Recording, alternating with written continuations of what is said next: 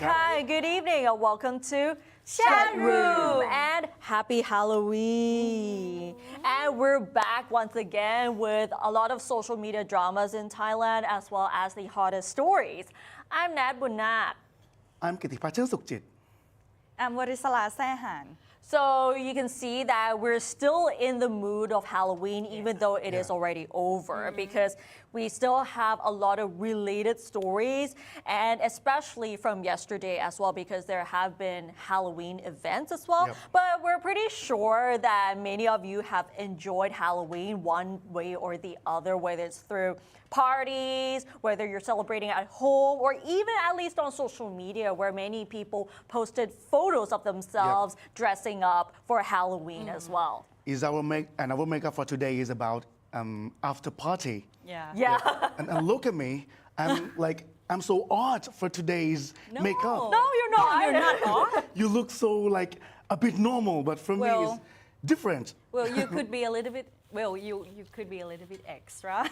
Yeah. Because mine is quite, soft comparison to you two on the screen right now. Even though I have this spider web. Yeah, you have this spider web right here, right? Yeah, but it's like you really have to look at it in order to be noticeable. It's not that noticeable from a distance, so you can't tell. But I look at Kutipat right now, you can see that he has full-on makeup. Yeah. And it might remind you of Joker in a way. Right? Actually, I am not dressing and making up as for the Halloween party. Oh. It's like sleepless guy who just ate raw beef.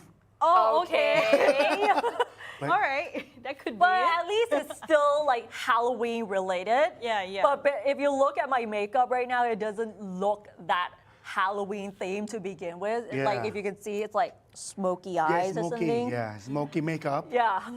So at least it's still related to the theme, even though Halloween is already over. But anyway, yesterday, Bangkok also celebrates Halloween like no other with a huge event at Khaosan Road. So as you can see right now, that is the atmosphere at Khaosan Road yesterday where many Thais and foreign tourists were dressed up for the Halloween event, which is called Khaosan Halloween 2023. So you can see that many people were dressed up as ghosts and mythical creatures, and some people had really cute headbands just to show that they're into Halloween. And this event was organized by Khaosan Business Association, as well as Pratakon District Office, Chanasongkhram Police Station, as well as private sectors.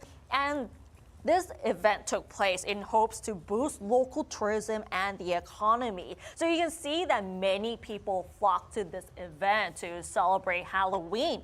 But to ensure safety for all visitors yesterday, 88 police officers and tourist police were deployed, including weapon detectors at all entrance and exit gates, and even ambulances on standby. So you can see that there's really high security there because there have been lessons learned from many of the incidents, particularly with the Itaewon tragedy last year where many people died from suffocation. If we all remember the incident, the Itaewon tragedy there was a Halloween event, but because of how crowded it was, many people suffocated and unfortunately lost their lives because of that. And another lesson that they've learned as well was the mass shootings. So that was why the the security has been pumped up yesterday, so to ensure the safety for all tourists who attended the event. I look at that. Many people were like, oh my God, they were wearing like Halloween costumes to a whole different level here. Yeah. The makeup is so creative. You two should make up like that, Yeah. Oh. I mean, that could be interesting for You me. should be making up like that. Actually, in this live video. I mean, you did good on this. But you can see that many people were really into Halloween and many people take this as like the only day that they could really dress up the way they really want. For example, like in real life, there's no way we could dress up like that. Yeah.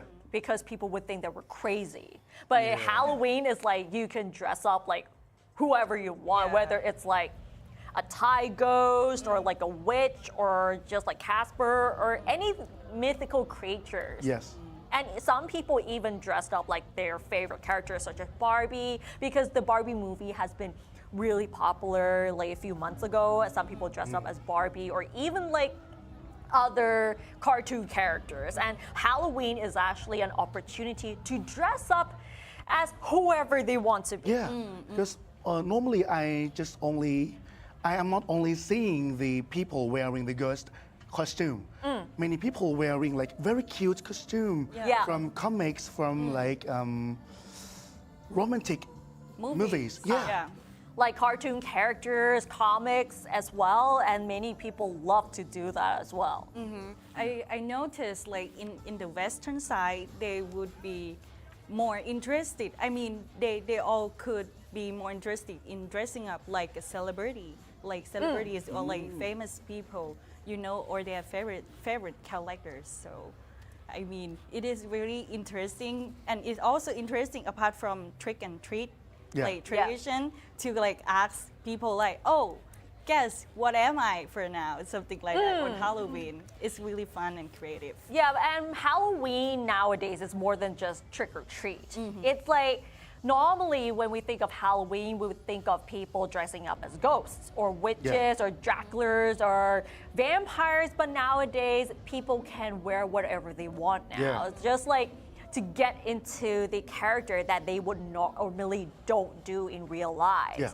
Anyway, even though many people have enjoyed Halloween during parties and with their families, but some people have took this to another level, and that includes police officers, where they have decided to dress up as ghosts to arrest a suspected thief. So this actually took place in Bangkok, actually yesterday as well, because police dressed up as ghosts to arrest a suspected thief at a department store in Bangkok. And a Metropolitan Police commander said he received a tip that the suspect would take his girlfriend to watch a movie in the department store and to celebrate Halloween. He then assigned his team to disguise themselves as ghosts and to mingle with other moviegoers there.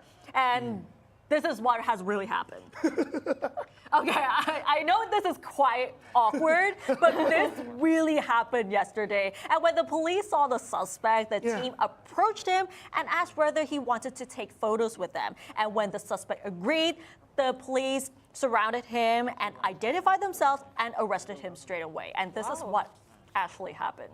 Yeah, maybe police can do this every day to cover their identity. Yeah. Yeah.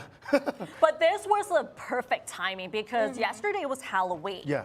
And when they received a tip that, okay, the suspect is going to watch a movie with his girlfriend, so maybe just get into the vibes of Halloween, dress up as ghosts, and then just like, hey, do you want to take a photo with us? And later on, hey, we're the police, we're here to arrest you. What a surprise and shocking at the same time. It's really a surprise because, like, one thing we have to admit, nowadays when we have like events, let's say like if a movie is released, there will be like people dressing up as cartoon characters, and that will attract the moviegoers to take photos with them and to create memories. So let's say there's like an animation that just released in theaters. Yeah. So someone would dress up like that particular character and then take photos with moviegoers, and that's like some sort of marketing nowadays. Like, so let's say like one of the most memorable parts was like Despicable Me, for example. Like when it was released, there were people dressing up as minions, and then they would take photos with the minions so that they can post on social media. And that has become a trend. And because yesterday was Halloween, the police have disguised themselves as ghosts to arrest the suspect. So I think that was pretty creative. Yeah. I mean, another level, as you say. Indeed, yeah. And one of the incidents that is very interesting is when the Nun, the Western movies, the Western horror movies aired, and in the cinema, there's the one who cosplay as the nun to haunt people at the cinema. Oh God. Yeah. And when people buying the ticket, and they wearing the nun costume and stand like this. And when the people turn around like this and they wow. And they ran away and Oh my God. Yeah. So people were really into that. yeah, that's quite. I think it means that's quite danger for people who have heart attack. Right. So some people can die from that, you know. Like Yeah, because that they were could be- shocked and they got a Yeah. heart attack Yeah. because of seeing the nun.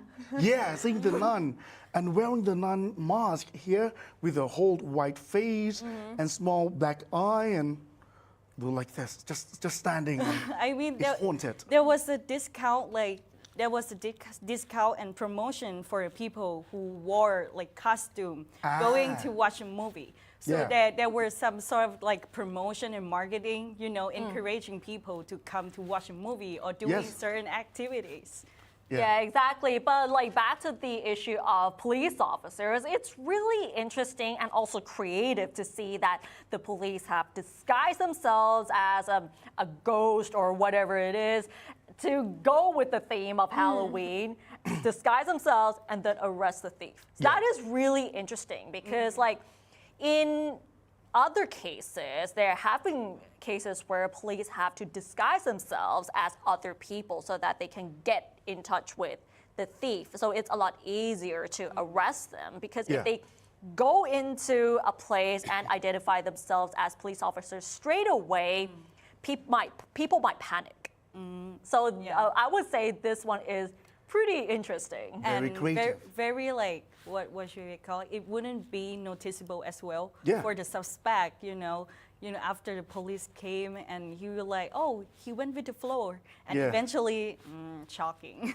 But I think I saw that they wearing police shirt, right? Police Yeah. polo One of them, shirt. right? Yeah, one of them, and with the police sign at their back, and no one noticed. Yeah. Yeah. Well, no one noticed because the police officers had actually interacted with other moviegoers so that the thief does not realize that what they're actually doing. So that is pretty sneaky.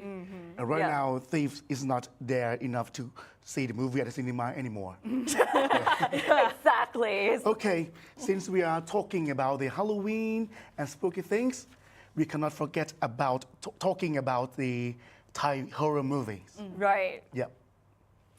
All right, the most popular Thai movies right now is a horror movie which is Tiyot and Sapare, which is right now took the Thai office, both of them. Okay, we begin with Sapare, also known as The Undertaker, which was released on October the 5th. The horror comedy film tells the story of two young men from Isan, or the northern east of Thailand, who works as an undertaker, and one of them has a romantic relationship with a woman. But their love story ends in tragedy. The film Sapare already grossed almost 700 million baht and became the highest grossing film in almost a decade. It has been very successful to a point where Prime Minister Sethar Thavisin and Paetongtarn Shinawatra had to go to watch the film. Wow. While Tiyot was released on October 26th, tells a story of a horrifying and mysterious death of a young girl in a village in Kanchanaburi province. The film has grossed over 300 million baht so far and also became one of the top grossing Thai films for this year. Interestingly, Tiyot grossed a record 39 million baht on its first day of a release, and it took only 3 days for Tiyot to gross over 100 million baht, which is very much, which is a lot. Yeah, it's Yeah. we can Comparing another movies. Yeah, and we can say that this has proven that horror movies have been really successful in Thailand, especially Sapare and Tiyot. Yes. These two movies have took Thai box office by storm. So Yep. we can see that the Thai audience is already into horror movies to begin with. Actually, audience around the world, but Thai audience is especially. Yeah. Yeah. So I want to ask you all, why are horror movie always popular in Thailand? We can say that the issue of ghosts, it's somehow related to superstition and Yeah. supernatural themes. I think it's somehow related to the cultural beliefs in Thai culture as well. So most of the rural areas mostly believe in ghosts, and they always have myths and just word of mouth about seeing a ghost somewhere. Even though these issues have not been proven scientifically. But it also links to like the belief of what we've committed when we're alive and what happens after life. So there have been like sayings, like since we were young, we may have heard of like ghost stories before, and that is related to what we have done when we're alive. Yeah. And then becoming a ghost or whatever it is related to what you've done as well. So for example, there is a ghost, like a hungry ghost named Pret. A Pret is like if you abuse your parents or you commit a sin, you will die and become a hungry ghost in afterlife. That is just one of the examples. Or even the ghosts, there's a belief that the reason why there are ghosts is because they have not made enough merit when they were alive, and they do not have that enough merit to be reincarnated. And at the same time, some people also believe that ghosts exist because they are still worried about their loved ones who are still alive, or either seeking revenge of somebody who have caused them pain. So therefore, they have not been reincarnated. These are just some of the beliefs, but there are still much more that we are not able to discuss because there are a lot of theories behind it. But then all about ghosts, it's mostly superstition and based on cultural beliefs. But if you look from a scientific perspective, ghosts do not exist to them. So this is something that it's hard to explain, but Thai people have always been talking about ghosts and superstition throughout their lives anyway. And people seem to believe in that. Your thoughts? How about you? Well, I think it is a good point that you brought up about religions and believing, in Thai context, Thai cultures, because most Thais are Buddhist in Thailand, so there would be some of the some of the lessons, some of the rules for a certain group of people, or even like for the Buddhist people, they would they would say something like, oh, if you hurt your parents, you're gonna be like a hungry ghost, and something like that. So I think it is really linked to Thai people. Yeah, it's linked to this belief called karma. What goes around comes around, but it's not necessarily in like your present life, but it could also mean afterlife or when you're reincarnated. So the belief of karma is that, let's say if you abuse your parents, for example, if in this present life, the next life, you might get abusive parents. This is just one example of karma. In Thai culture. One belief about karma in Thai culture. Exactly. And the issue of karma, committing sins, or making merit, it revolves around people's lives, especially in Thai culture. Buddhism, to be very specific, as well. You want to continue your thoughts? Oh. Or is all? Yeah, I think that will be all. Yeah, for me, I think there are 3 pinpoint for me. First is the unique local myth and folklore, which you talk about it already. Yeah. And the second is about the word of mouth and the fan communities. Because Tiot, talking about Tiot, it was viral in Pantip webboard for many years, and it's been widely popular after one of family members from the originate story. The one of family members come to tell the real story.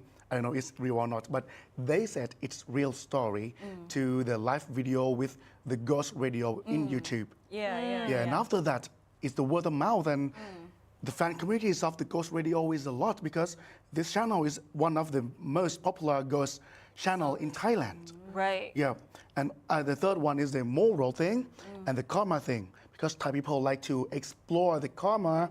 Thai people like to see the consequences of the past action or the supernatural retribution to the wrongdoing. Right, and another part that we also have to mention is that the issue of ghosts can actually be used as a lesson to teach children as well, because we often use ghosts to teach children in a sense where, like, back to the issue of Pret. So let's say you're teaching children to actually do good things and not to commit to sin. They would often use ghosts to threat children so that they do not commit a crime or do something that is illegal. So these ghosts would often use to scare these children as well. So children will be like, okay, I will not do this or else I'll become a ghost or whatever it is.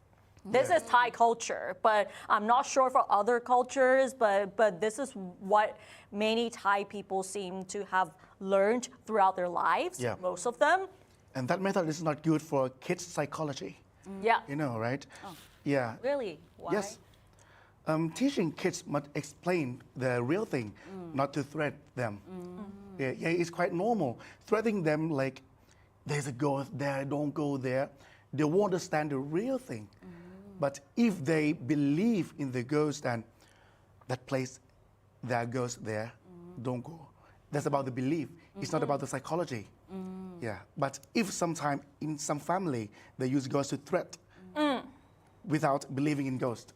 Right. That's not good. That's not good for kids' psychology. Well, even though we use ghosts to threat children, but when they grow up, we have to actually explain with real reasoning, not just ghosts all the time. It doesn't make sense when they grow up, actually. Because, like, for certain people, when it comes to beliefs, it's different for people because some people do believe in ghosts, but some people don't. So this is something that is quite subjective. It's like making the black dot in the mind of the children. And if that black dot was has been made in their 3 years old, and it will be forever. I mean, in some people, well, I think the myth or the lessons that their parents, give it to them when they were little. I mean, it could be threat and scared like in that the children up until they're grown up. So in some cases, in some people, they're still, afraid of doing bad thing because of some myth or lesson that their parents taught. Right. We'll put a pause on the issue of ghosts right now because we're going to talk about something that is much more serious, which is the issue related to the digital wallet scheme. So the digital wallet scheme remains an online controversy. And last week, Thai netizens took to social media to complain after the government revealed that rich people will not be allowed to receive the 10,000 baht of digital money under the digital wallet scheme. And the definition of rich people is yet to be finalized. So the subcommittee tasked with considering the digital wallet scheme has proposed that rich people should be omitted because they're still divided over who qualifies as rich because the word rich is pretty subjective anyway. So the subcommittee last week has come up with 3 options. The first option is that the digital wallet scheme should be limited to the 15 to 60 million low-income earners or state welfare card holders, or some people call it as Bat Kon Jon. So the second option is that those who earn more than 25,000 baht per month or who have 100,000 baht in their bank accounts be omitted from the digital wallet scheme. And the third option is that those who earn more than 50,000 baht per month or who have at least 500,000 baht in their bank accounts should be omitted from the digital wallet scheme.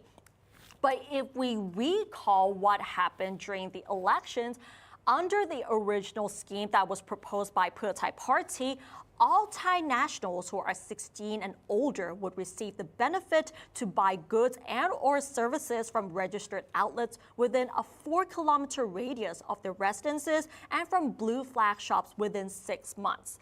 So here is the main contradiction here. If we go back during the election manifesto from the Pheu Thai Party, they said that everyone aged 16 and above will get the digital wallet scheme.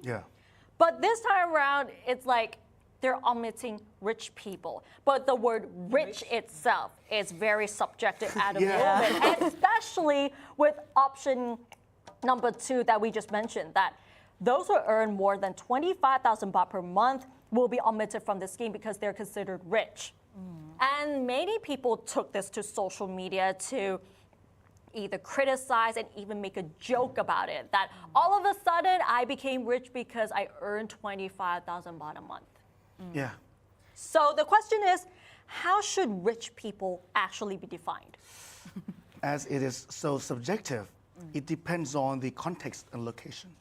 Yep, the context of their life and the location where they live, Yeah. and the economy situation there.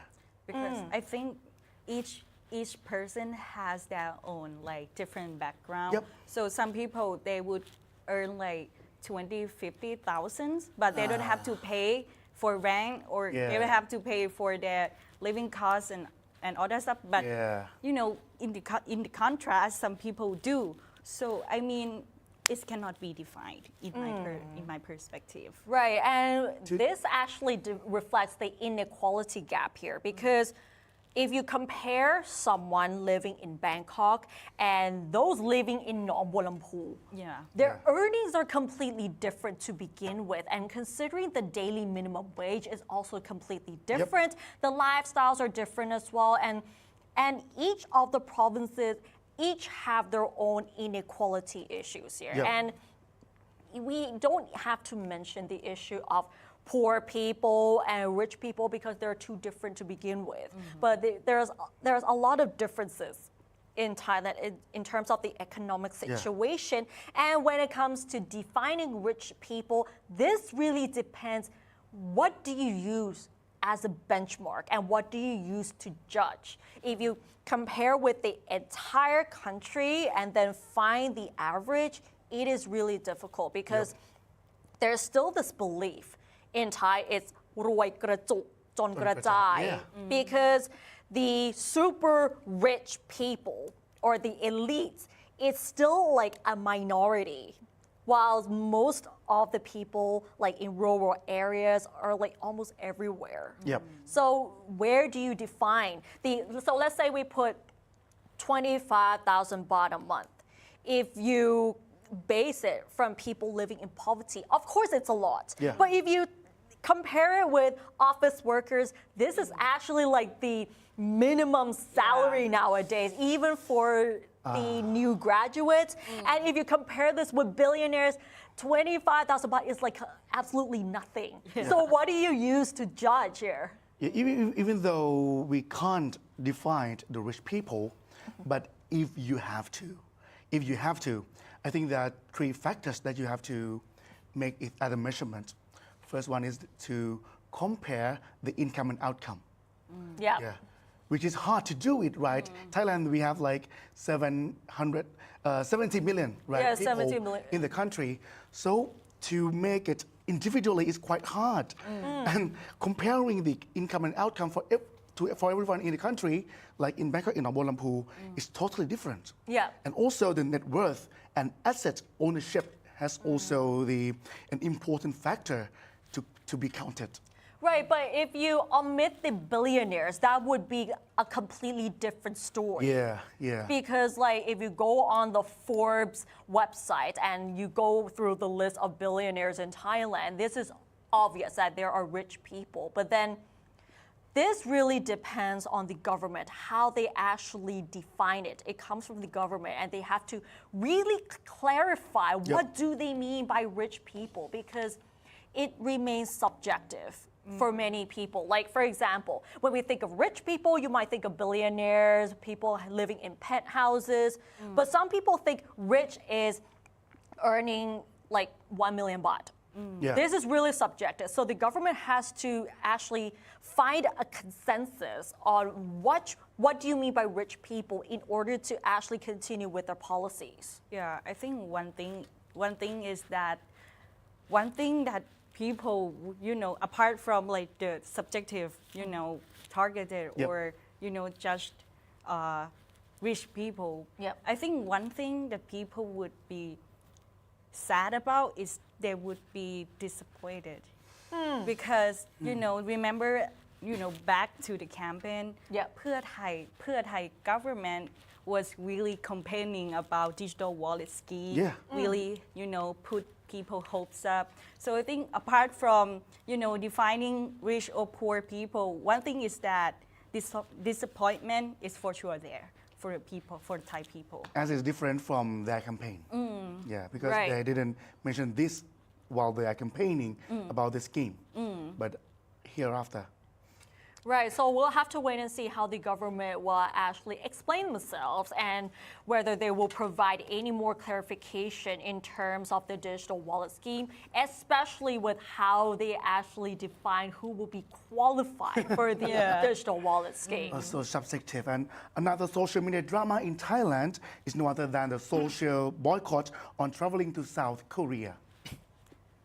Last time we talked about the Thai influencer being detained and later deported from South Korea. This time more and more netizens revealed their own stories of being deported from South Korea, pushing the hashtag ban traveling to Korea as the most top trending topics. The social media drama came after some netizens recounted their experiences being detained for questioning before being deported from South Korea. Some even complained that despite having prepared all the documents to prove their credibility, their entry was still denied.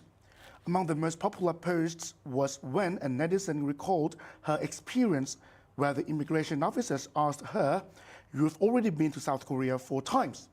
Isn't this enough?" Wow.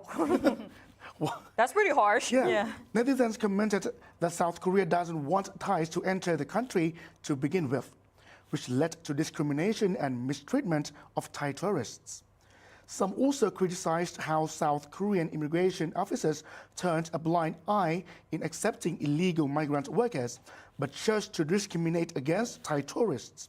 They also felt that if all Thais stop traveling to South Korea, this will be enough to send a message to the government. Yep. Okay, as the netizen post on their Facebook about what South Korean officer said, these are her words.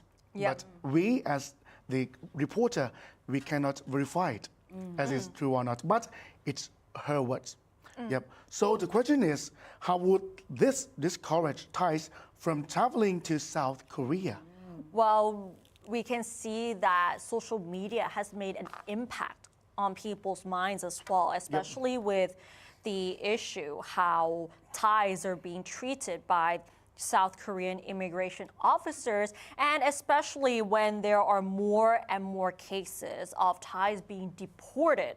Yep. So that would discourage Thais from entering South Korea to begin with, even though South Korea has made a phenomenal impact in many cultures around the world, especially in Thailand. Thailand has a strong fan base of K-pop, K-drama, and everything Korean. Yeah. But then with this case, and there are more and more cases, of course, people will be more discouraged. But one thing that we have to point out is that there have been cases about illegal migrant workers, also known as Pinoy, so little ghosts, because a lot of Thais have sought to work illegally in South Korea, and there are more of them in South Korea. So that has made like a bad reputation for Thailand, and that has probably influenced the immigration officers to be more stringent in their measures in terms of immigration. And unfortunately, many Thais have become detained and later deported from South Korea for several reasons, as they claim that it's quite unreasonable. But then we cannot independently verify whether these accounts were actually true or not. These are just from their experience, but we haven't seen from the other side of it. But I managed to find some interesting information as to why Thais are being more suspected in terms of becoming illegal migrant workers or not. So for Thai visitors, Thailand are actually allowed to enter South Korea without a visa. So free visa for 90 days.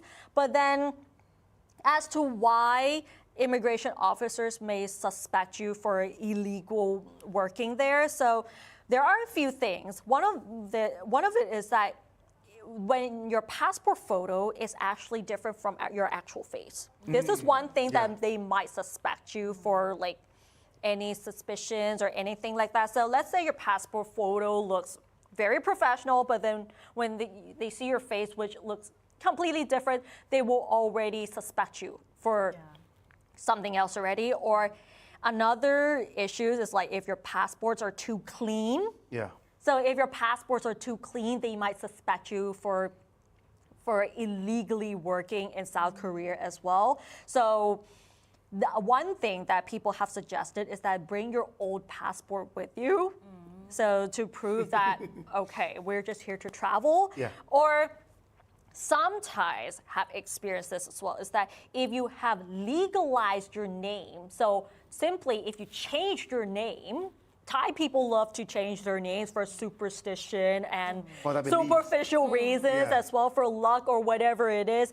But in Thai culture, when people change their names, they think it will bring good luck. But if you go outside of the country, the first thing that they will say is that, are you actually trying to escape from a crime? Because you change the name, right? Yeah, the reason why you change your name is because you're trying to escape from like a crime back in your home country. So the immigrations will be like, what are you doing? What are you doing here as well? And another thing that people might question as well is the length of stay here, the length of stay in South Korea. So let's say, even though you got a free visa for like 90 days, but if you stay in South Korea for like, let's say 20 days or 30 days, or for example, they will like suspect you that, okay, you're not here to travel anymore. I guess you're here for work. So that is why you might get detained for questioning. These are just like the pitfalls so that people might not be prepared when they actually go to South Korea, because people only think that, oh, I'm here to travel. But some of the immigration officers are like, because they have been through a lot of cases where people have smuggled into South Korea, so that's why they have to be so stringent about it. And I think one thing is preparation for the documents. Yep. Because in some cases, from what I heard, if that Thai person hasn't prepared the documents for staying, for example, like hotel information or even like a passport, as you said, they could be suspected by the immigrant staff. Yep. Yeah, and another thing is that not only the length of stay, but like the case you mentioned is that if you're going in and out of South Korea many times, people will be like, you're not here for traveling, aren't you? You're just here to work. That is the first thing that they will think of. You're just here to work illegally. And this is what South Korean immigration officers do not like at all. It's that duty, I think. It's that duty to think like that, to stay in the security of the country. Right. But then if anyone is going to South Korea, just be safe than sorry, prepare all the documents, and especially your old passports and a flight ticket back to your home countries, and also a letter from your company proving that you will definitely come back to work after your trip into South Korea. So that will actually help you at least not being detained in South Korea for questioning and then sent back to Thailand. Yeah, for me personally, I have to admit that I have no idea, I have no opinion in this issue because I've been South Korean one time. I've been there for 7 days and everything's smooth. I never get detained.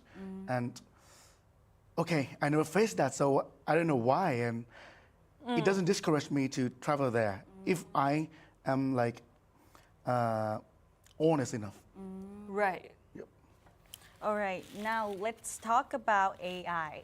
Well, nowadays we can use AI to create art pieces, but when it comes to asking AI to create arts based on Thai dishes, it may with so gone away, gone too wrong. So these are just a few examples of how Thai food is being interpreted when using AI to create just pictures. Well, a user from X tweeted hilarious to be food pictures generated by an AI program originally from AI Creative Facebook group. But it turned out that AI was confused when it was instructed with Thai language. The first picture was supposed to be a dish called หมูปิ้งนมสด as you can see here in the screen. หมูปิ้งนมสด which is a milk marinated grilled pork stick. But AI was too straightforward so that it generated the picture of a pig grilling a box of milk. Oh my god! But this is too cute. Yeah. But like a pig trying to grill a box of milk. Exactly.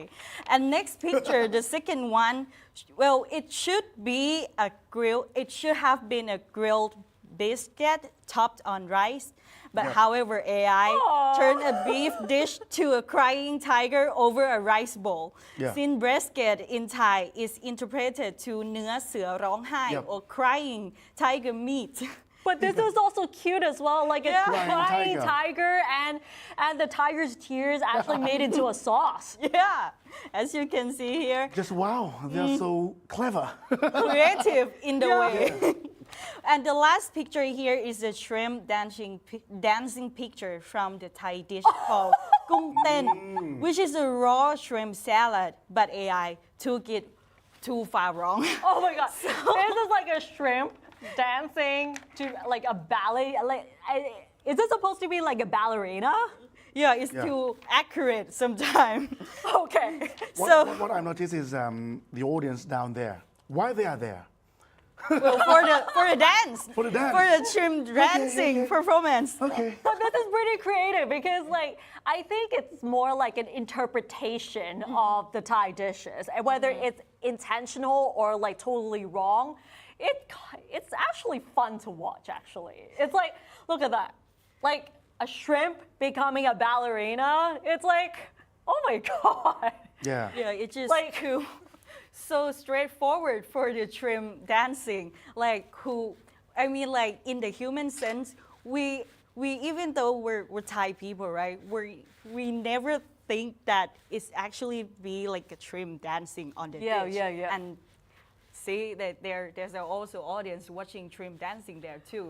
Okay, I believe that it's more like a play on word. Like this, for example, like pigs playing in a waterfall. It's supposed to come from หมูน้ำตก หมูน้ำตก is like a spicy pork salad, but then they interpret it as หมู pig, and น้ำตก waterfall. So it's like pig playing in a waterfall, not like หมูน้ำตก as in like a Thai dish. Yeah.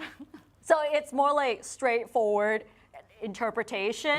And this one is, what is this? Like, let me guess. ข้าวปู ข้าวปูแกะ ข้าวปูแกะ Okay.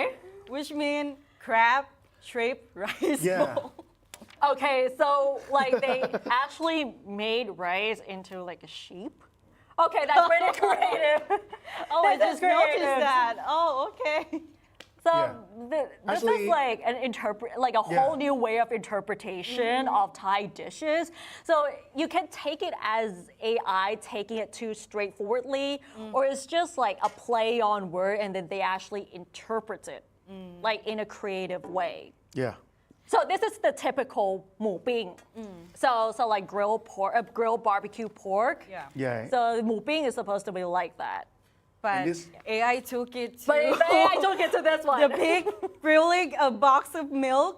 Wow, I mean, grilled pork made marinated with the milk. Yeah. And I believe this one is supposed to be เสือร้องไห้ the Kung real. Ten. Kung Ten. Oh, this is Kung Ten, sorry. Yeah, the raw shrimp. The Because shrimp dancing, you mean? Shrimp dust. Because they are alive and the cooker put And I believe this one is very chili paste. This is เสือร้องไห้ Am I right? Is it a น้ำตกหมู Oh yeah, it's the pig waterfall. Yeah, pig waterfall. Big waterfall. Okay.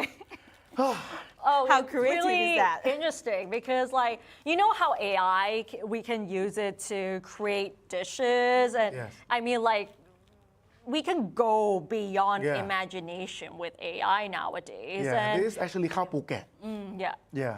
And this is what AI told us is this kapuke is here. Because ข้าวปูแกะ in Thai, the แกะ mean when you take the meat out of the shell. Right. To แกะ. So like you peel something out of it. Yeah, when you แกะ, if you want to แกะ, your mobile phone is like แกะ it out. Like you peel something, you try to take something to out. take something out. If you say ปูแกะ, it means you take the crab meat out of its shell. Yeah, it's like that. But get also means sheep. Yeah, in Thai. Yeah. Anyway, are there any other dishes that we really want to see AI? I think of one dish. Radna. Rada. หมูราดหน้า Hmu radna. Okay.